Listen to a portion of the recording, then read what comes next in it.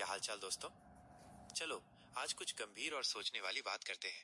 आजकल धार्मिक जगहों पर इतने हादसे क्यों हो रहे हैं? कहीं बादल फट रहे हैं तो कहीं पहाड़ टूट कर गिर रहे हैं। बहुत से लोग मर रहे हैं और बहुत लोग घायल हो रहे हैं। वहीं ज्यादातर मंदिरों को कुछ हानि नहीं हो रही है।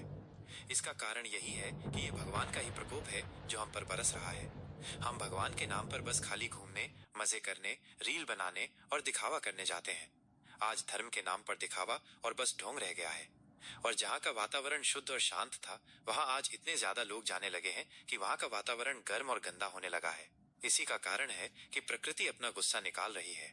आज धर्म के स्थान केवल दिखावा और पर्यटक स्थल बनकर रह गए हैं। सही मायनों में जहाँ पुण्य करना चाहिए, वहाँ ये लोग पुण्य नहीं करेंगे। अपने बूढ़े माँ बाप को घर में अकेला छोड़कर चले जाएंगे दर्शन करने। असली दर्शन की तो उनको जरूरत है, पर ये ऐसा नहीं करेंगे। बस बीवी और बच्चों को लिया और निकल गए दर्शन को। वहीं उनके बगल में कोई गरीब इलाज के बिना मरता रहे, उसकी मदद नहीं करेंगे। एक बच्चा भूखा भटकता रहे, उसका कभी पेट नहीं भरेंगे।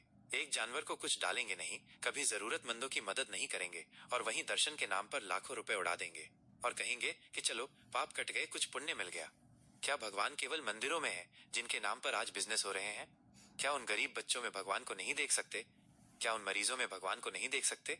अरे जितना भगवान ऐसे लोगों की मदद से खुश होंगे, हो सकता है कि हमारी कुछ मदद से किसी मरीज की जान बच जाए। और वे हमें जितनी दुआएं देंगे, उतना पुण्य हम मंदिरों में दर्शन कर कर नहीं पा सकते हैं। हो सकता है कि भगवान उन्हीं के रूप में हमारी परीक्षा ले रहे हो, क्योंकि भगवान हमेशा तो मंदिरों में नहीं बैठे रहेंगे। हो सकता है कि वे हमारे बीच हमारी परीक्षा ले रहे हो। न तो कुंभ नहाने से पाप कटते हैं और न तो दर्शनों से। पाप कटते हैं दान करने और लोगों की मदद करने से। और कुंभ नहाना तो सही मायनों में ऋषियों और उनके लिए होता है जो अपने गृहस्थ जीवन को निभा चुके हों और घर में बैठे हों, जो अपनी जिम्मेदारियों से मुक्त हो चुके हों। पर हमने तो बस सोशल मीडिया पर सुन लिया कि अरे ये इतने सालों में लगा है, चलो नहाते हैं और अपने पाप कटते हैं। अरे सोचो, जब भगवान के पाप नहीं कटे, उन्होंने उसका प्रायश्चित किया था। राम अवतार में बाली को धोखे से मारने के पाप उनको अपने कृष्ण अवतार में भरने पड़े और उनके चरणों से निकली थी गंगा। जब उनके पाप नहीं कटे तो हमारे क्या कटेंगे? पाप कटते नहीं, पापों को बड़े उन कर्मों से काटना पड़ता है।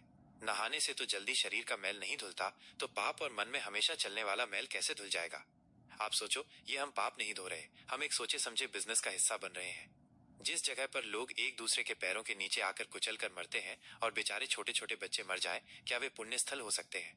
जिनकी गोद उजड़ गई, उनसे जाकर कभी पूछना कि कितना पुण्य लेकर वे आए। आप लोगों से हाथ जोड़कर यही विनती है कि ऐसे सुनकर किसी जगह न भागे जहां हमारी जान को खतरा हो। अपने परिवार के साथ रहें और एक दूसरे की और जरूरतमंदों की मदद करते रहें। इससे बड़ा पुण्य कहीं नहीं है। अगर मेरी बात किसी को बुरी लगी हो तो मुझे माफ करें और कमेंट में अपनी राय दें। और चैनल को लाइक करें, सब्सक्राइब करें, बेल आइकन के बटन को दबाना न भूलें और हमारे चैनल को आगे बढ़ाने में मेरी मदद करें ताकि इसके बारे में लोग सोच सकें।